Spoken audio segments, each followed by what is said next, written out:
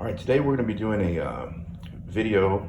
We're doing a little experiment of a Strat pickguard, which is going to feature a single coil in the neck. This is a Fender Fat 50's, a humbucker, single coil sized humbucker in the middle position. This is a Seymour Duncan Little 59, and then a full size Seymour Duncan JB in the bridge.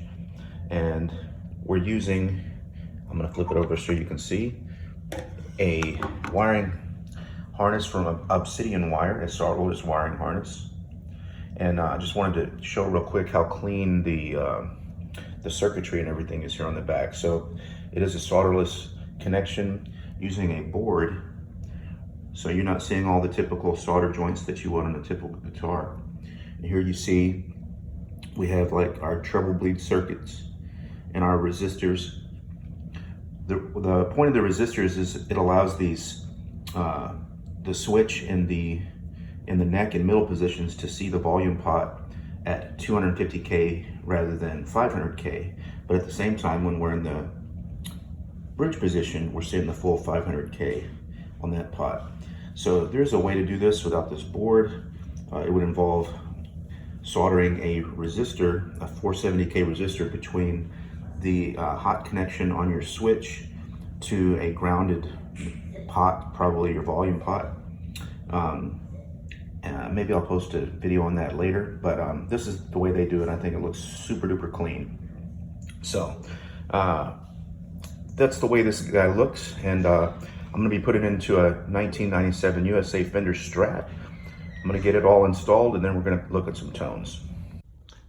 All right, here we have the loaded pickguard installed in this 97 USA Strat. I want to run through the signal chain with you guys real quick. So from the guitar, the first thing we're hitting is this tuner. The polytune also has a buffer on it. It's going into this Friedman Brown Eye overdrive, which remains off for a clean and edge of breakup tones. And then we will engage it for the high gain tones. Primarily we use this on the, we'll be using this on the bridge pickup for our sound sample today. You're welcome to look at the settings. If you are going to run this pedal, I strongly recommend using it in the 18 volt setting. The 9 volt setting just sounds kind of real fizzy, not really that amazing. 18 volt sounds awesome. Also, there's a gain adjustment knob under the back panel, and I have that turned down to probably about 35–40%, so it's not fully cranked on the gain. From here, we're going into a UAFX Dream 65, which is a model of a 65 Deluxe Reverb. We have the Cabinent emulation bypass, so we're actually using a real tube amp power section and speaker. And here are the settings, which you can play around with if you happen to own this pedal. It functions very much like a Deluxe Reverb, so if you have a modeler of a Deluxe Reverb or a real Deluxe Reverb, you can get very similar sound, I'm sure, using these settings right here. We are using the reverb directly from this pedal. There's no additional reverb from a pedal or in post, okay?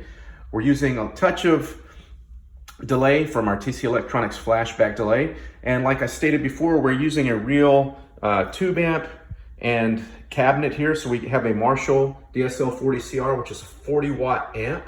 We are using a Bugera Power Soak so that I can really crank this amp and make the tube sizzle.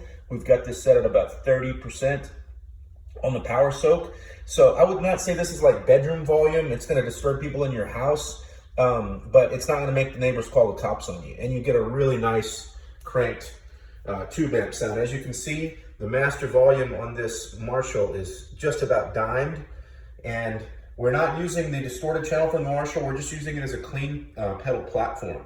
And the cabinet is a Harley Benton 2x12 cabinet with Celestion Vintage 30 speakers, mic'd up with a Shure SM57, and we're running into a Focusrite for our audio interface into our DAW. And that's our signal chain, so let's listen to some tones. Hey, and if you like this content, don't forget to click that like button and subscribe to my channel. It helps me out, and helps me put more content out there if you do enjoy it. One other thing before I forget to mention it, maybe somebody in the comment section could help me out. If anybody knows the neck carve that was used on that 1997 Stratocaster, could you share that in the comments? The neck feels different than a modern C shape which from what I've tried to investigate, that seems to be what it says it is, but I'm certain that it feels different than any other of the modern C neck shapes that I've played, and I've played hundreds of Strats. So reason I asked is that's my favorite feel of neck so far of any Strat that I've played, and if any do any future builds, I want to try to replicate that. So I'm sure there's some gearheads out there who might be able to enlighten me, so I appreciate that. All right, so let's listen to some tones and see how this thing sounds. I'm gonna be trying to do clean tones out of the neck. I'm gonna do some crunch sounds on that middle position with the little 59. I'm gonna try to maybe roll the volume down to clean it up a little bit so you can see how versatile that pickup is with use of the volume knob. And then I'm gonna be going for straight up high gain on the bridge pickup with that JB. All right, so let's get to it.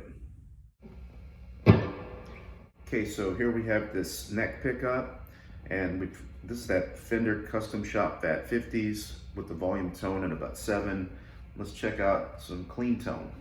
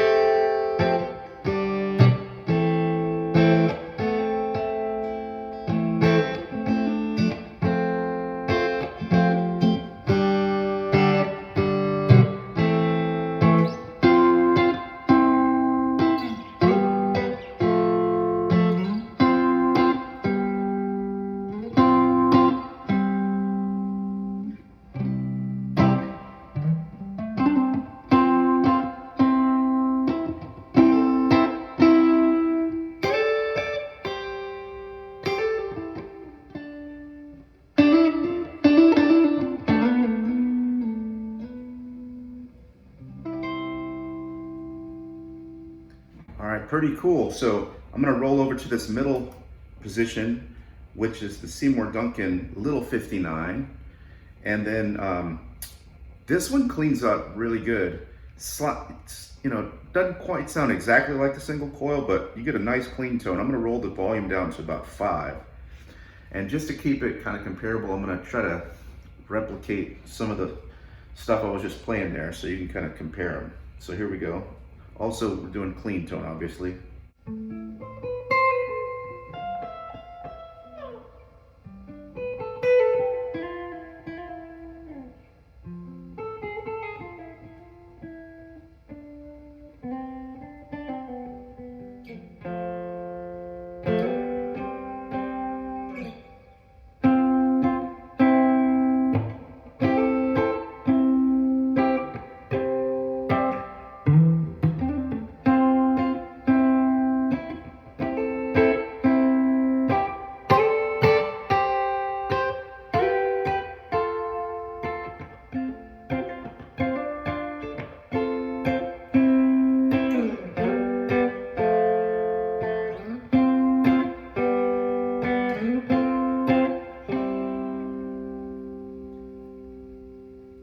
Now if we roll up the volume, we get a little bit more of like edge of breakup. Here I get the volume on about 8.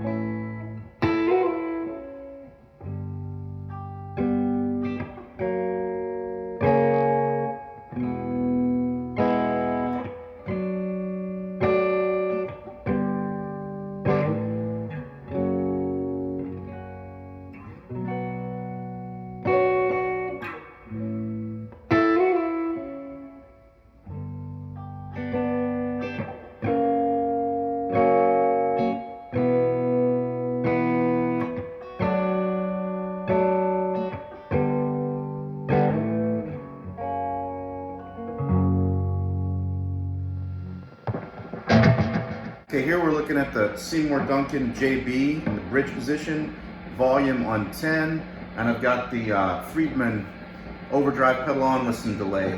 So let's check out some high gain stuff.